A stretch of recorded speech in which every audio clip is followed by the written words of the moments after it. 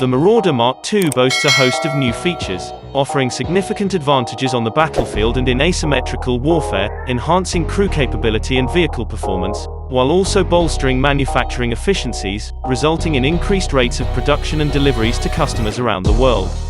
Dubbed the world's most unstoppable vehicle by BBC's Top Gear, Paramount Group's latest advancements to the already extremely rugged, versatile and highly mobile Marauder include the introduction of a universal hull, interchangeable dashboard modules and steering wheel components. While the Marauder can be configured as an armoured personnel carrier (APC) or as an infantry combat vehicle through the addition of appropriate